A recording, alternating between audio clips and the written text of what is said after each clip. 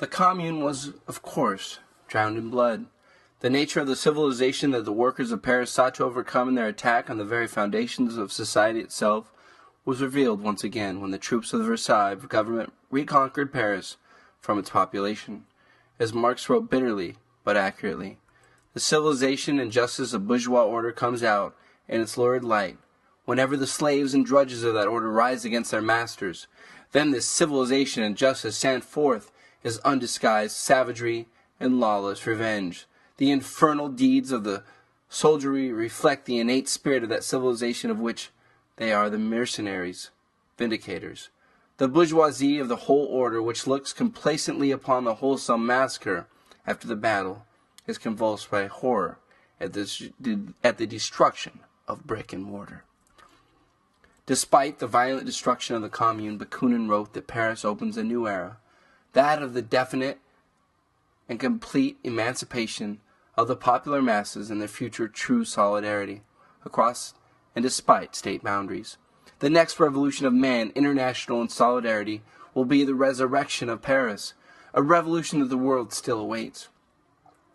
The consistent anarchist then should be a socialist, but a socialist of a particular sort.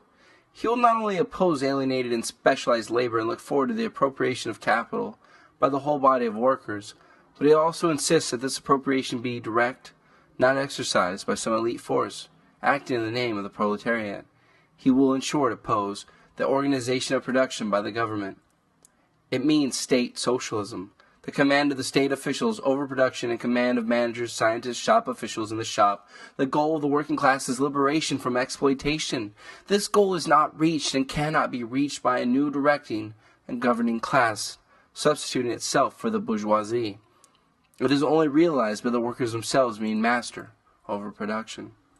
These remarks are taken from 5 theses of the class struggle by the left-wing Marxist Anton Pannekoek, one of the outstanding left theorists of the Council Communist movement, and in fact radical Marxism merges with anarchist currents.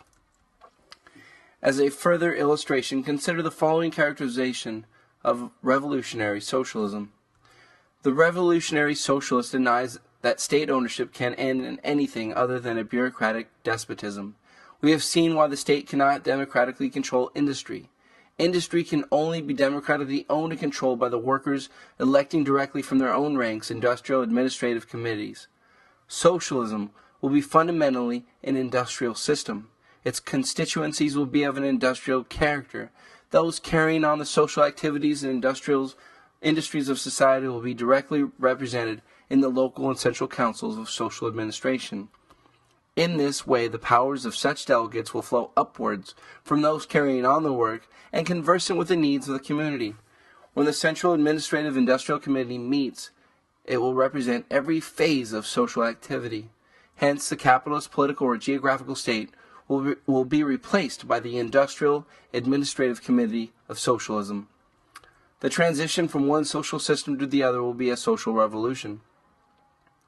The political state throughout history has meant the government of men by ruling classes. The Republic of Socialism will be the government of industry administered on behalf of the whole community. The former meant the economic and political subjection of the many.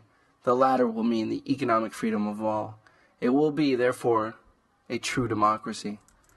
This programmatic statement appears in William Paul's The State, Its Origins and Functions, written in early 1917, shortly before Lenin's State and Revolution, perhaps his most libertarian work. Paul was a member of the Marxist-de-Leninist Socialist Labour Party, and later one of the founders of the British Communist Party. His critique of state socialism resembles the libertarian doctrine of the anarchist in its principle that since state ownership and management will lead to bureaucratic despotism, the social revolution must replace it by the industrial organization of society with direct workers' control. Many similar statements can be cited. What is far more important is that these ideas have been realized in spontaneous revolutionary action, for example in Germany and Italy after World War I, and in Spain, not only in the agricultural countryside but also in the industrial Barcelona in 1936. One might argue that some form of council communism is a natural form of revolutionary socialism in an industrial society. It reflects the intuitive understanding that democracy is severely limited when the industrial system is controlled by any form of autocratic elite, whether of owners, managers, and technocrats, a vanguard party, or a state bureaucracy. Under these conditions of authoritarian domination, the classical libertarian ideals developed further by Marx and Bakunin, and all true revolutionaries, cannot be realized. Man will not be free to develop his own potentialities to their fullest, and the producer will remain a fragment of a human being, degraded, a tool in the productive process, directed from above. The phrase spontaneous revolutionary action can be misleading. The anarcho-syndicalists at least took very seriously Bakunin's remark that the workers' organizations must create not only the ideas but also the facts of the future itself in the pre-revolutionary period. The accomplishments of the popular revolution in Spain, in particular, were based on the patient work of many years of organization and education, one component of a long tradition of commitment and militancy. The resolutions of the Madrid Congress of June 1931 and the Saragossa Congress in May 1936 foreshadowed in many ways the acts of the revolution, as did the somewhat different ideas sketched by Santillán in his fairly specific account of the social and economic organization to be instituted by the revolution. Guerin writes, the Spanish Revolution was relatively mature in the minds of libertarian thinkers, as in the popular consciousness, and workers' organizations existed with the structure, the experience, and the understanding to undertake the task of social reconstruction when, with the Franco coup, the turmoil of early 1936 exploded into social revolution. In his introduction to a collection of documents on collectivization in Spain, the anarchist Agustin Souchy writes, "For many years, the anarchists and the syndicalists of Spain considered their supreme task to be the social transformation of the society. In their assemblies of syndicates and groups, in their journals, their brochures and books, the problem of the social revolution was discussed incessantly and in a systematic fashion. All this lies behind the spontaneous achievements, the constructive work of the Spanish Revolution. The ideas of libertarian socialism, in the sense described, have been submerged in the industrial societies of the past half-century. The dominant ideologies have been those of state socialism or state capitalism, of increasingly militarized character in the United States for reasons that are not obscure. But there has been a rekindling of interest in the past few years. The thesis I quoted of Anton Pennecock were taken from a recent pamphlet of a radical French workers' group, Information's correspondent.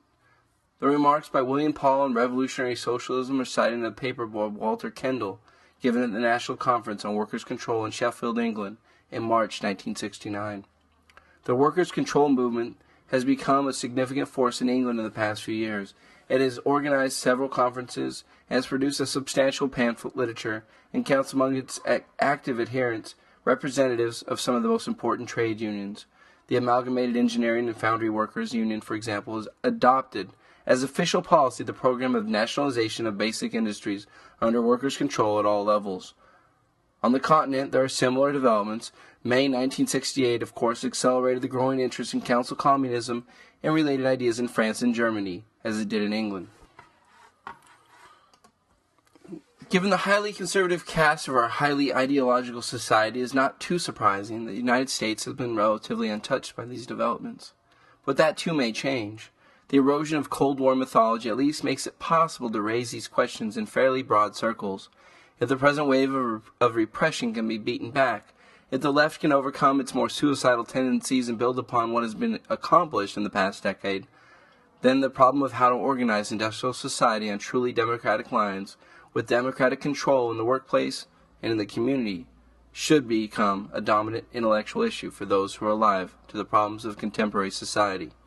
And as a mass movement for libertarian socialism develops, speculation should proceed to action.